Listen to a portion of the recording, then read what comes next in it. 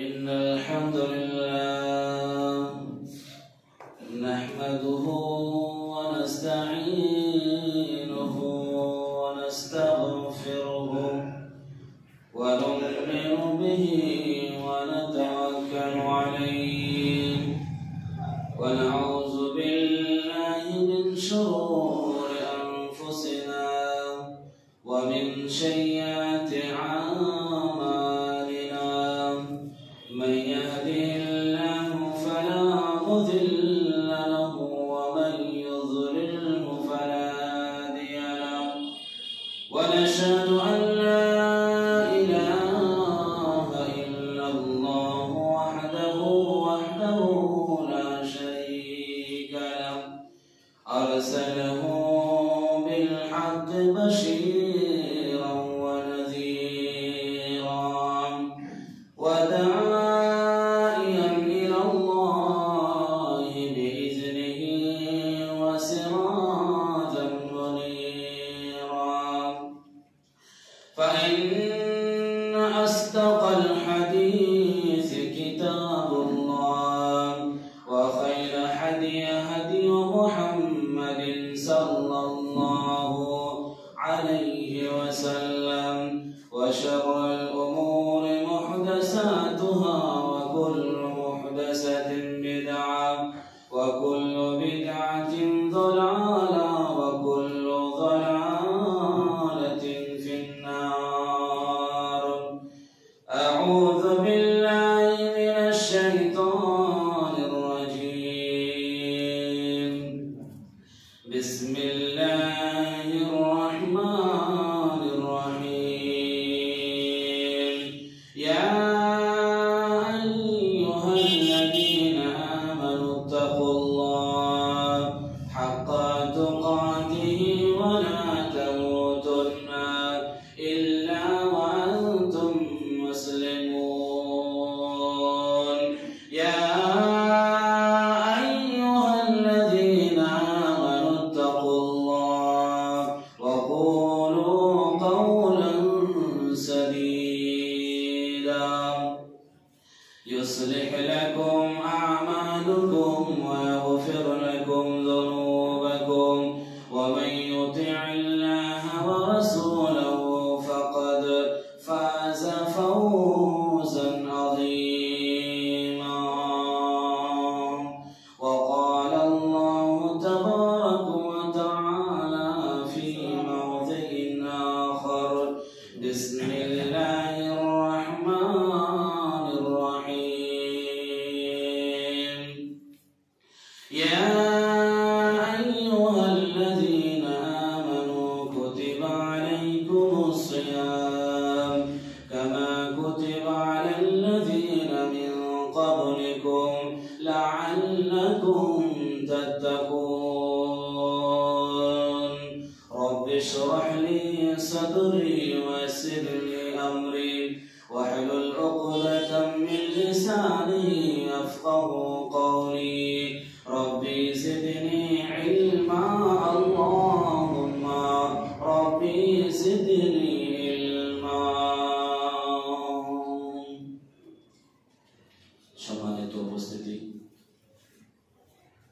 সমস্ত প্রশংসা আল্লাহ সুবহানাহু ওয়া তাআলার জন্য যিনি সৃষ্টিকর্তা যিনি আমাদেরকে সৃষ্টি করেছেন এবং শেষ নবীর উম্মত বলে আমাদেরকে গ্রহণ কবুল করেছেন তাই সকলে বলুন আলহামদুলিল্লাহ এখন আমাদের বিশ্ব নবী জনাব মুহাম্মদ রাসূলুল্লাহ সাল্লাল্লাহু আলাইহি ওয়াসাল্লামের প্রতি অসংখ্য দরুদ ও সালাম অবতীর্ণ হোক আল্লাহুম্মা সাল্লি আলাইহি আল্লাহুম্মা বারিক আলাইহি সম্মানিত হাজিরিন আমরা সবাই অবগত আছি জানি এটা পবিত্র মাহে রমজান মাস চলছে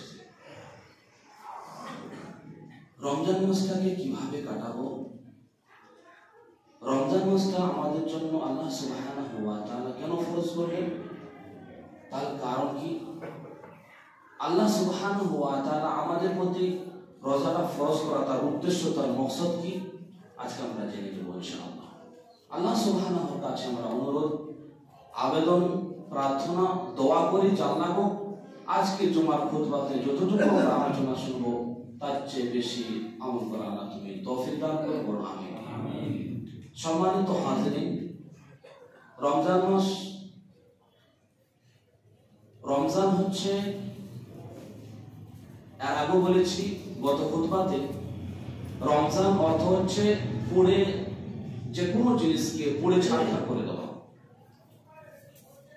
রমজান মাস এটা দুভাগে বিভক্ত হয়েছে, দু মত আছে।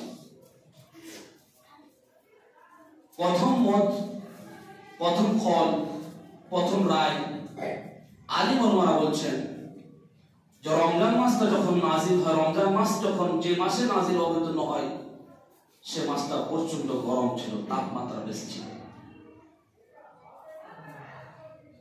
কিছুজন সাহাবা ইকরাম আল্লাহ নবীকে অভিযোগ করলেন, আল্লাহ নবী গো, আমাদের বাড়ি তো অনেক দূর, আর আমাদের বাড়ি থেকে মসজিদে আসতে অনেক কষ্ট হচ্ছে, তাই আপনি আমাদেরকে একটু অনুমতি দেন যেন আমরা বাড়িতে নামাজ পড়ি। আল্লাহ নবী বললেন যে বাড়িতে নামাজ তোমাদের চলবে না। কেন? উম্মে মাকতুম রাদিয়াল্লাহু তাআলা আনহু যখন আল্লাহ নবীকে অভিযোগ করেছিলেন যে আল্লাহ নবী গো, আমি তো এত অন্ধ মানুষ, আমি অন্ধ, আমি আসতে পারছি না, আপনারা সকলে এই হাদিসটা জানেন, আর বেশি বলার কোনো প্রয়োজন নেই। আল্লাহ নবী অনুমতি দিলেন না।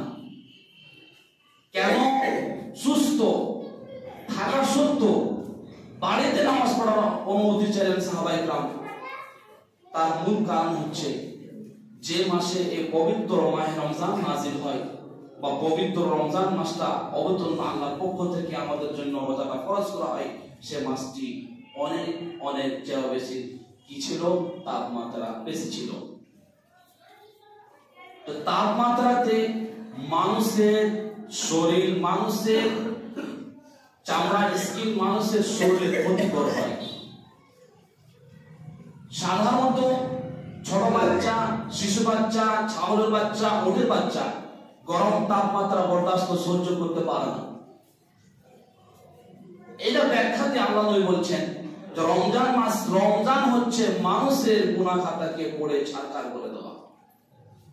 এখন আসুন, রমজান মাসটা আমাদের জন্য আল্লাহ সুবহানাহু ওয়া তাআলা কেন ফরজ করলেন?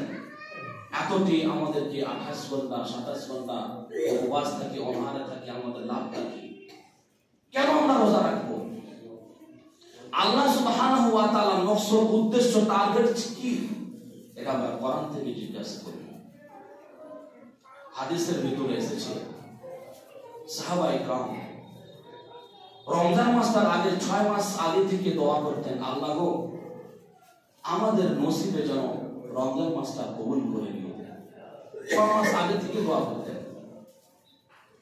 আর রমজান মাসটা যখন চলে যেত, তো রমজান মাসটা অতিক্রম করার পরেও, রমজান মাসটা আমাদের কাছ থেকে বিদায় নেওয়ার পরেও 6 মাস টানা সাহাবায়ে কেরাম কান্না করতেন।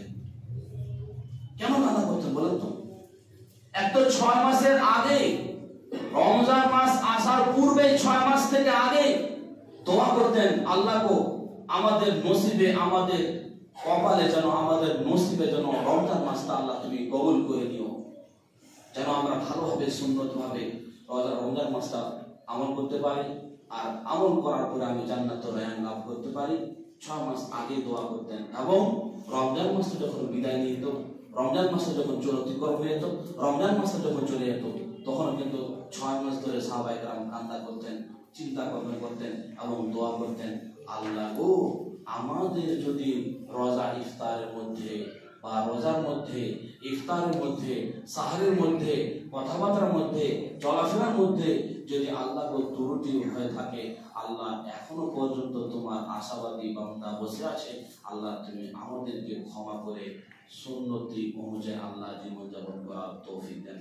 তারা 6 মাস ধরে তারা কান্না করতেন এবং দোয়া করতেন। সুবহানাল্লাহ। তাদের ঈমান দেখেন। তো ভাইরা আমার, রমজান মাসটা কেন আমাদের, একবার বলছি, অনেকগুলো আছে বলছি, রমজান মাসটা আমাদের প্রতি কেন আল্লাহ সুবহানাহু ওয়া তাআলা ফরজ কেন করলেন? আমরা কোরআন থেকে দেখব।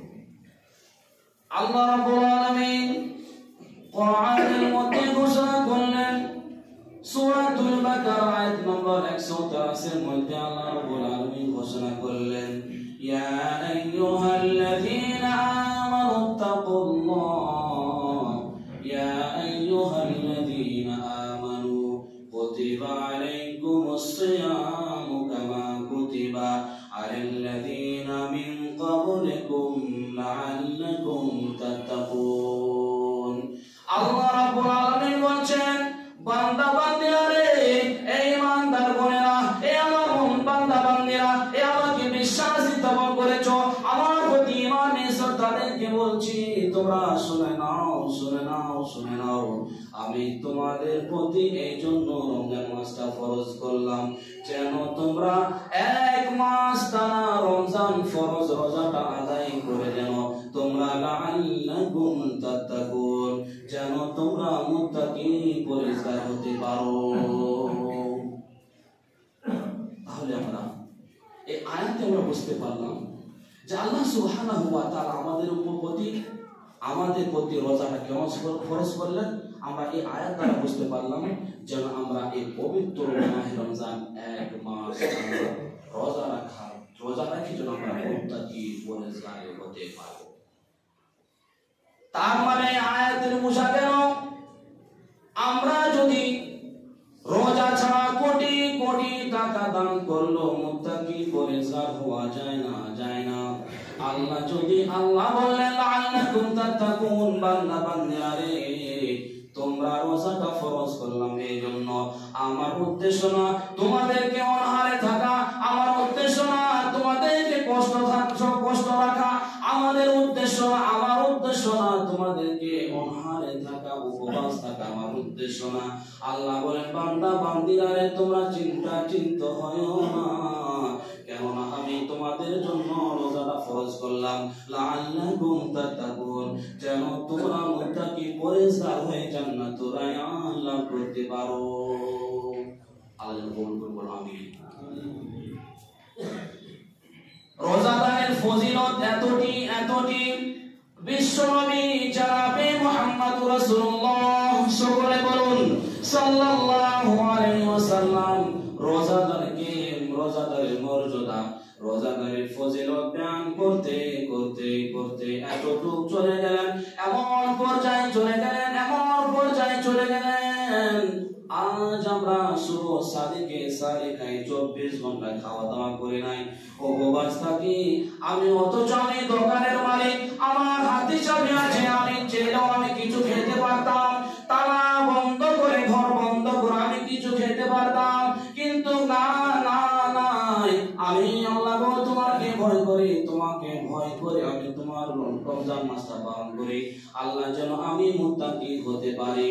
আল্লাহর নবী রোজাদার ব্যক্তির জন্য ফজিলত বয়ান করতে, আল্লাহর নবী রোজাদার জন্য ফজিলত গণনা করতে করতে এমনটি পর্যায়ে চলে গেছেন আমরা শুভ সাদিকে সারি খাওয়ার পরে 24 ঘন্টা আমরা ফেস টু ফেস সামনাসামনি কথা বলি, এক উপরে মানুষের সঙ্গে কথা বলি, আমাদের মুখের দুর্গন্ধ আসে, কতজন মুখের সামনে বলে দেয় তোমার মুখ থেকে দুর্গন্ধ কেন আসে, তুমি কি ব্রাশ করো না, তুমি কি মিসওয়াক করো না, তুমি কি দাঁতন করো না, এটা আপনার বলাটা মহাপাপ। আল্লাহর নবী বলেন উম্মতেরা রে, আল্লাহর নিকটে রোজাদার ব্যক্তির মুখে যে গন্ধ আসে, দুর্গন্ধ হয়, আল্লাহর নবী বলেন আল্লাহর নিকটে পৃথিবীতে কোনো এমন সেন্ট নাই, পারফিউম নাই, কোনো এমন পারফিউম নাই, কোনো এমন সুগন্ধ নাই, তার চেয়েও বেশি আল্লাহ সুবহানাহু ওয়া তাআলা মর্যাদা দিয়েছেন। যতটুকু রোজাদার ব্যক্তির মুখ থেকে দুর্গন্ধ বাইর হয়, এই দুর্গন্ধটা আল্লাহ এতটি পছন্দ করেন, এতটি খুশি হন, তা কোনো ইবাদতে কোনো দুর্গন্ধতে পছন্দ করেন নাই। আমি যদি আপনার সঙ্গে কথা বলি, আপনি যদি বলেন ভাই আপনার মুখে দুর্গন্ধ কেন, তুমি কি ব্রাশ করো নাই, তাহলে আপনি মনে রাখেন আপনি কাবিরা গুনাহ করলেন, তার কাছ থেকে আপনাকে ক্ষমা নিতে হবে। যেহেতু বিচারের মাঠে যখন ফুলসেরাতে পড়তে মানুষ আমলনামা দিয়ে অতিক্রম করবে, আমলনামা দিয়ে যাবে, তখন কিন্তু অতিক্রম পূর্বে যখন যারা দাবি রেখেছিল আমলে, কথাবার্তাতে, লেনদেনে, তারা আল্লাহকে আওয়াজ দিয়ে বলল, আল্লাহ গো, তাকে তুমি জান্নাতের সার্টিফিকেট দিয়ে দিয়েছো, কিন্তু আমি তার কাছে দাবি আছি, টাকা লেনদেন কথার মাধ্যমে লেনদেন মাধ্যমে আমি তার কাছে আমি দাবি রেখেছি। আপনি যদি বলেন ভাই আমার তোমার মুখ থেকে দুর্গন্ধ বাইর হচ্ছে, তাহলে ফুলসারাতে অতিক্রম করতে পারবেন না, তার আগে দাবিদার আপনাকে দাবি রাখবে, বলবে ভাই তুমি বাবলা মাটিতে বাগিচা বাড়াতে জায়গাতে তুমি বলেছিলাম, আমি সিয়ামের অবস্থায় ছিলাম, আমি রোজার অবস্থায় ছিলাম, তুমি বলেছিলাম তোমার মুখ থেকে দুর্গন্ধ হয়েছে, এই কথাতে আমি কষ্ট পেয়েছিলাম, আমি এই কষ্ট যতক্ষণ আমি তোমাকে ক্ষমা দিব না ততক্ষণ পর্যন্ত তুমি জান্নাতে যেতে পারবা না। আল্লাহ বলে বান্দারে তোমরা দুজনে চলে এসো। আল্লাহর কাছে বলবেন বান্দা তুমি কিসের জন্য দাবি রেখেছো? বলবে সে বান্দা বলবে আল্লাহ গো, আমি রোজার অবস্থায় ছিলাম, আমার মুখে দুর্গন্ধের কারণে সে আমাকে লজ্জিত বঞ্চিত গালাগালি করেছে, এই জন্য আমার মনে কষ্ট বেদনা দুঃখ পেয়েছিলাম, তার কথাতে আঘাত পেয়েছিলাম, আল্লাহ আমি তাকে ক্ষমা করবো না। আল্লাহ বলেন তুমি তার নেকি দিয়ে তাকে তুমি বুঝিয়ে দাও। এখন পর্যন্ত আজ হাদিসটা শোনার পরে অন্য মাসে যদি মানুষের দুর্গন্ধ আসে, আপনি চিকিৎসা আপনি পরামর্শ দিবেন, ব্রাশ করার পরামর্শ দিবেন, মিসওয়াক দাঁতন করার পরামর্শ দিবেন, কিন্তু রোজার অবস্থায় সে রোজাটা নফল হোক, সে রোজাটা ফরজ হোক, সে রোজাটা কাজা হোক, যে কোনো অবস্থা যদি দুর্গন্ধ আসে আপনি আগে জিজ্ঞাসা করুন ভাই আপনি কি রোজা রেখেছেন? তার মানে রোজা রাখার ব্যক্তির দুর্গন্ধ আসে, রোজার পরে কি রোজার আগে কি রোজার পরে কি দুর্গন্ধ মুখে আসে মানুষের? সবসময় খাইতে থাকে, তাই না? পানি জল টল আর হাবি জাবি খাওয়াতে থাকে, তো মুখে দুর্গন্ধ আসবে না। এই জন্য আপনি নিজে ট্রাই করেন দেখতে পাবেন দুর্গন্ধ আসে কেন? এটা আল্লাহর দৃষ্টিতে অনেক দামি দুর্গন্ধ। দেখেন রোজাদার ব্যক্তির মর্যাদা কত। আতানি জিবরাইল আসার পর আল্লাহ নবীকে বলেন আসসালামু আলাইকুম ইয়া রাসূলুল্লাহ, আল্লাহর নবী গো তোমার উম্মতের জন্য তিন শ্রেণীর ব্যক্তি এমন আছে তার জন্য আমি অভিশাপ দিলাম। আল্লাহ অভিশাপ দিয়েছেন, আল্লাহর গজব পাঠিয়েছেন, আল্লাহর গজব পাঠিয়ে আমিও তাদের জন্য আমি গজবের নাযিল করি, আমি তাদের জন্য আমি অভিশাপ করি। আল্লাহ নবী বলছেন বলো তো তিন শ্রেণী আমার উম্মতের মধ্যে কে কে? এক নম্বর বললেন যে ব্যক্তি রমজান মাস পাওয়ার সত্ত্বেও আল্লাহকে ক্ষমা চাইতে পারলো না, নিজে পরিবর্তন হতে পারলো না, রমজান মাসটা অবহেলা করে সময়টা নষ্ট করে দিল, সেই হতভাগা মানুষ, সেই কপালপোড়া মানুষ, তার জন্য আমি অভিশাপ করলাম এবং আল্লাহর পক্ষ থেকে তার গজব নাজিল হবে। এই রমজান মাসের কথা বলছি। এই যে আপনি ফিরে মোবাইল দিয়ে সময় নষ্ট করছেন না, একদিন বুঝতে পারবেন এই যে সময় মূল্য দিচ্ছে না সময়টাকে। রমজান মাসটা দিন যায় রাত যায় চলে যায়, আপনার কোনো পারওয়া হয় না, আপনার কিছু ক্ষতি হচ্ছে না। এর আগে কথাটা বললাম না, এখন আপনি সৌদি আরবে, আমি মদি আরবে কত বছর ছিলাম, সুবহানাল্লাহ, রোজার আগে 6 মাস ধরে এমন আলিম বুজুর্গ পরেশগার মুমিন এখনো পৃথিবীতে জীবিত আছেন, সুবহানাল্লাহ। মদিনার বুকে আমি নিজের চোখে দেখলাম বুজুর্গ, আপনাদের মতন যারা নেক পরেশগার তাদের মতন মদিনার বুকে 6 মাস ধরে টানা কান্না করতে, আল্লাহ গো আমার নসিবে যেন রোজাটা পূরণ হয়ে যায়, আমার নসিবটা যেন রোজা হয়ে যায়, আমার যেন এই রমজান মাসটা ভালোভাবে কাটতে পারে না, তুমি নসিব করে দিও। এবং রমজান মাসটা পড়ার পরে ঈদের নামাজ পড়ে আমি যখন মসজিদে জোহরের সালাত আদায় করে মসজিদে নামে ঢুকলাম, তখন দেখছি আমার একজন বন্ধুর বাবা কান্না করছেন। আমি বলছি ইয়া আম্মি লিমা তাবকি, আমি জিজ্ঞাসা করলাম আম্মা জান, আমার চাচা জান আপনি কেন কান্না করছেন? উনি বলছেন বাবাজি তুমি বুঝবা না, তুমি বাচ্চা ছেলে, তুমি বুঝবা না, আমার কাছ থেকে রোজা বিদায় নিয়ে নিল, আমার কাছ থেকে রমজান মাসটা অতিক্রম হয়ে গেল, আমি আল্লাহর কাছে গুনাহ খাতা ক্ষমা চাইতে পারলাম কি পারলাম না? আমি মুত্তাকি হতে পারলাম কি পারলাম না? কেন না আল্লাহ রাব্বুল আলামিন বলেছেন আল্লাকুম তাত্তাকুন, আমি তোমাদের জন্য ফরজ করেছি রোজাটা এই জন্য তোমরা যেন মুত্তাকি পরেজগার হতে পারো। মুত্তাকি পরেজগার হলে জান্নাতুর রায়্যান নসিব হবে। এখন জীবিত মানুষ আছে পৃথিবীতে। সাহাবারা করতেন 6 মাস আগে কাঁদতেন, 6 মাস পর কাঁদতেন। আপনি কোন কান্না করেছেন? রোজা আপনার কাছ থেকে বিদায়ের কোনো আফসোস ফিল করেছেন যে আমার কাছ থেকে রোজা বিদায় নিল, আমি কি করলাম, আমার কাছে কতটি গুনাহ ছিল, গত বছর যে আমার ত্রুটি ছিল সেটা আমি ক্ষমা চাইতে পারলাম কি পারলাম না? কোনদিন কষ্ট পেয়েছেন? কোনদিন আল্লাহর কাছে কান্না করেছেন? রোজার আগে কান্না করেছেন, রোজার পরে কান্না করেছেন? এখনো আমাদের মতন আপনার মতন মুসলিম পৃথিবীতে জীবিত আছে যারা 6 মাস থেকে আগে কান্না করে রমজানটাকে স্বাগতম জানার জন্য, আর রমজানটা বিদায় হওয়ার পরে আল্লাহর কাছে আবার কান্না করেছেন। আল্লাহ রব্বানা তাকাব্বাল মিন সিয়ামিনা ওয়া কিয়ামিনা ওয়া কুদিনা ওয়া সুজুদিনা। তারা এখনো পৃথিবীতে মদিনার বুকে মানুষ জীবিত আছে। রোজা শেষে দোয়া করতেন রব্বানা তাকাব্বাল। আল্লাহ গো, আমাদের রোজার মধ্যে যদি ত্রুটি হয়, আমাদের সাহরের মধ্যে যদি ত্রুটি হয়, আমাদের যদি ইফতারের মধ্যে ত্রুটি হয়, আল্লাহ গো রব্বানা তাকাব্বাল মিন সিয়ামিনা। আল্লাহ তুমি আমার রোজাগুলোকে তুমি কবুল করে নিও। দোয়া করেছেন কোনদিন নিজের দোয়া করেছেন? আমি আর আপনি বুঝতে পারছি না রোজাটা ত্রুটি হচ্ছে না, রোজার কমপ্লিট ভাবে হচ্ছে আমরা বুঝতে পারছি না। একটা বোঝার উপায় আছে, রমজান শেষে যদি আপনার জীবনটা পরিবর্তন না আসে তাহলে বুঝবেন যে আপনার রোজাটা ব্যর্থ চলে গেছে। আর আপনি যদি দেখেন যে রোজার আগে আপনি কিভাবে ছিলেন, মানুষের আচরণ, মানুষের কথাবার্তা, মানুষের ব্যবহার, মানুষের চলাফেরা, মানুষের লেনদেন কিভাবে করেছেন, আর অটোমেটিক দেখবেন রমজান পরে আপনার পরিবর্তন চলে এসেছে। তার মানে বুঝতে হবে আপনার জীবনটা পাল্টে দিচ্ছে আল্লাহ সুবহানাহু ওয়া তাআলা। তার মানে আপনার রোজা কবুল হয়ে গেছে। তার রোজা কবুল হয় কি দোয়া করবেন? হাত তুলে দোয়া করবেন, নিজের মনে দোয়া করবেন। আমি আজ বলেছি যে 3 শ্রেণীর মানুষের দোয়া ফেরত দেওয়া যায় না। তার মধ্যে একজন হাত্তা ইফতার, রোজা ইফতারের সামনে খাওয়ার আপনার আয়োজন আছে, দোকানে হোক, বাড়িতে হোক, হোটেলে হোক, যেখানে সামনে খাওয়ার আছে, যতক্ষণ মুয়াজ্জিন আল্লাহু আকবার বলে আযান দেয় না ততক্ষণ পর্যন্ত আপনি খাবার খাচ্ছেন না। তার মানে আপনি আল্লাহকে ভয় করে বিশ্বাস করেছেন, এই জন্য খাচ্ছেন না। তখন আপনি দোয়া করবেন রব্বানা তাকাব্বাল মিন সিয়ামিনা। হে আল্লাহ তুমি আমার রোজাকে কবুল করে দাও। আল্লাহ গো, তুমি যে উদ্দেশ্য আমাদের প্রতি রোজা ফরজ করেছো, লাআল্লাকুম তাত্তাকুন, পরেজগার জন্য, পরেজগার হওয়ার জন্য, যেন আমরা এই রমজান মাসটা রোজা রাখার পরে আমরা পরেজগারের মতন হতে পারি। যারা মুত্তাকি ওয়ালা পরেজগার ওয়ালা যেন আমরা তারা লিস্টে আমাদের নাম যেন শামিল হয়ে যায়। আল্লাহ তুমি কবুল করো। এটা হলো রমজান মাস। একটি হাদিস, ছোট্ট হাদিস নয়, ইনশাআল্লাহ আমি বিদায় দেব।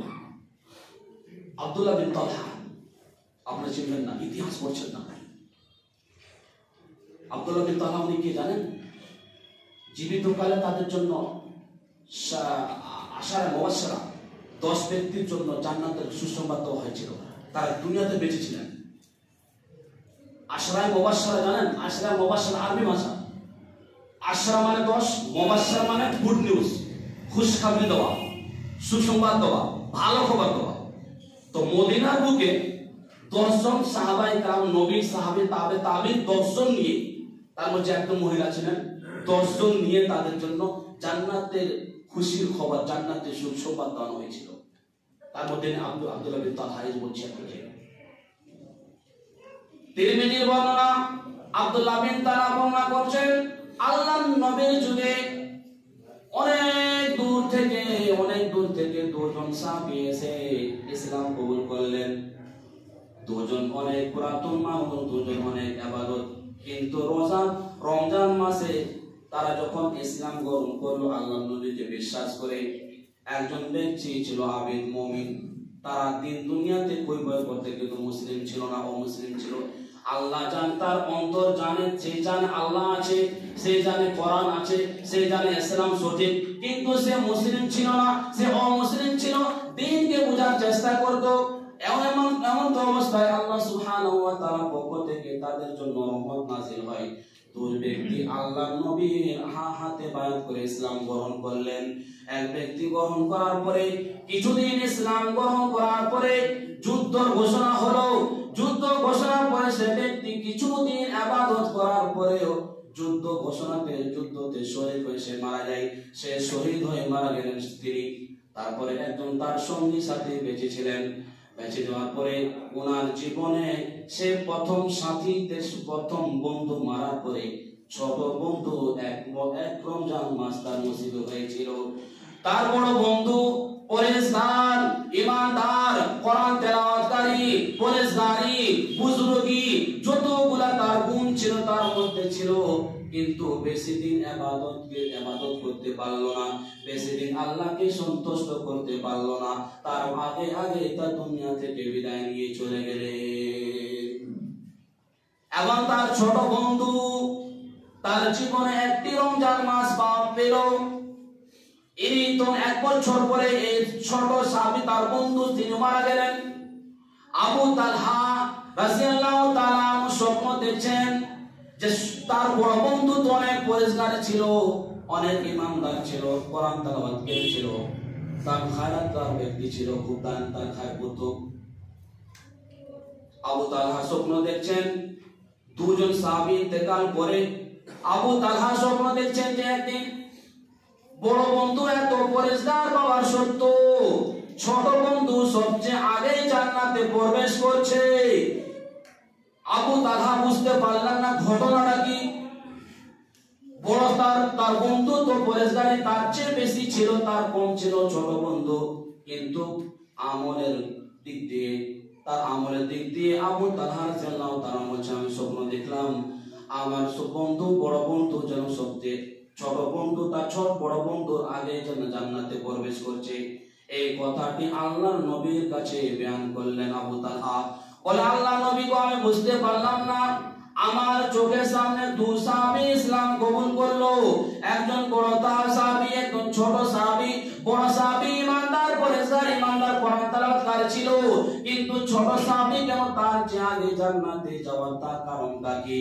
আল্লাহ নবী বললেন তার জীবনে একটি রমজান মাস পেয়েছিল, এতটি ইবাদত করলো, এতটি কোরআন তেলাওয়াত করলো, এত দান খায়রাত করলো, 1 মাস ধরে ইবাদত করতে করতে বড় সাহাবীতে আগে জান্নাতে তার নসিব হয়ে গেল।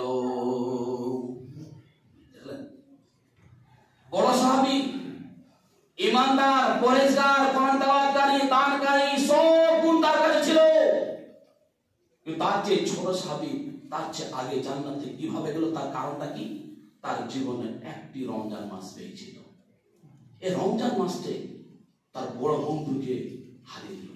ইবাদত করে, কোরআন তেলাওয়াত করে, জিকির আজকার করে, দান করে, মানুষকে সৎ ব্যবহার করে 1 মাস যখন তার হাতের সময় পেয়ে গেল, তার বন্ধু থেকে আগে জান্নাতে চলে গেল। এর নাম রমজান। কম্পিটিশন করেছেন বলুন। আজকে আপনাদের জিজ্ঞাসা করবো, আজকে আমাদের 7-এর তারাবি চলবে, 6 রোজা চলছে, 7-এর তারাবি চলবে, তাই না? 7 রোজার তারাবি চলবে আজকে। আল্লাহ আমাদেরকে সুস্থ রাখেন। কই পার হয়েছে আপনাদের? যারা কোরআন তেলাওয়াত কারণে আপনাদের বলে কই পারা পড়েছেন আপনি? ওই যে বন্ধুর ঘটনা শুনলাম, দুজনে একসাথে ইসলাম কবুল করলো, তার চেয়ে বড় বন্ধু ছিল পরেশগার, ছোট তার চেয়ে কম ছিল। তো 1 মাস তার জীবনে রমজান মাস আমার পর তার জীবনকে পরিবর্তন করে বড় বন্ধুর আগে তার জান্নাতে চলে গেল। তার কারণটা কি? তার কারণটা কি? কারণ এটাই যে তার জীবন একটা রমজান মাস। এই জন্য জিবরাইল বলে আল্লাহ নবী তোমার উম্মতের মধ্যে 3 শ্রেণীর মানুষের জন্য আল্লাহর পক্ষ থেকে গজব লানত। তার মধ্যে যে ব্যক্তি রমজান মাস পাওয়ার পর আল্লাহকে চিনল না, রমজান মাস পাওয়ার পর নিজের ক্ষমাকে আল্লাহর কাছে নিজের গুনাহকে ক্ষমা চাইতে পারলো না, রমজান মাস পাওয়ার জন্য একবার কোরআন খতম দিতে পারলো না, রমজান মাস আসার পর একজন অনাহার ব্যক্তিকে গরিব দুঃখীকে রোজা ইফতার করতে পারলো না, 1 টাকা দান করতে তার নসিব হলো না। আল্লাহ নবী বলছেন, এই আল্লাহ নবী জিবরাইল বলছেন যে আল্লাহ নবী গো তোমার উম্মতের মধ্যে এমন ব্যক্তি সমাজে থাকে যারা রমজান মাস পাওয়া সত্ত্বেও অবহেলা করে সময়টা নষ্ট করে দেয়, তার জন্য আল্লাহর পক্ষ থেকে এবং আমার পক্ষ থেকে তার গজব নাজিল হয়। আল্লাহ সুবহানাহু ওয়া তাআলা যেন আল্লাহর গজব থেকে আর মালিকুল মউত বা জিবরাইলের এবং ফেরেশতার গজব থেকে আল্লাহ সুবহানাহু ওয়া তাআলা আমাদেরকে হেফাজত করুন। আমিন।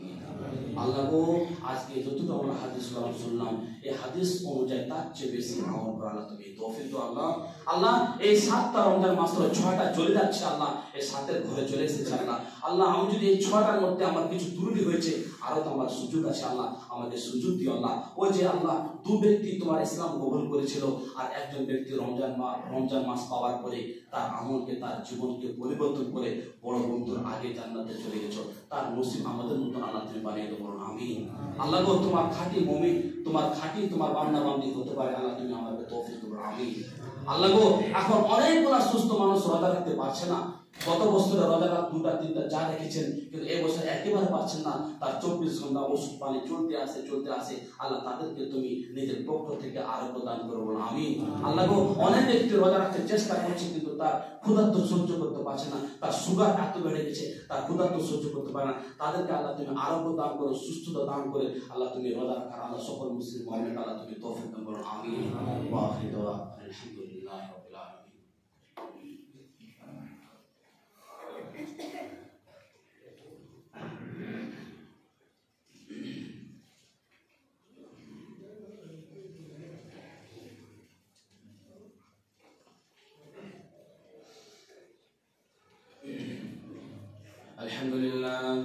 الحمد لله رب العالمين والصلاة والسلام على أشرف الأنبياء والمرسلين وعلى آله وصحبه أجمعين. يا أيها الذين آمنوا صلوا على النبي ويا أيها الذين آمنوا إذا نودي للصلاة من يوم الجمعة فاسعوا إلى ذكر الله وذروا البيع ذلكم خير لكم إن كنتم تعلمون. يا أيها الذين آمنوا إذا كتب عليكم الصيام كما كتب على الذين من قبلكم لعلكم تتقون. إن الله وملائكته يصلون على النبي يا أيها الذين آمنوا صلوا عليه وسلموا تسليما. اللهم صل على محمد وعلى آل محمد كما صليت على إبراهيم وعلى آل إبراهيم إنك حميد مجيد. اللهم بارك على محمد وعلى آل محمد كما باركت على إبراهيم وعلى آل إبراهيم إنك حميد مجيد. اتلو ما أوحي إليك الكتاب أقيم الصلاة إن الصلاة تنهى عن الفحشاء والمنكر ولذكر الله أكبر والله يعلم ما تصنعون. সকলে আবেদন দোয়াটা মুখস্থ করবেন।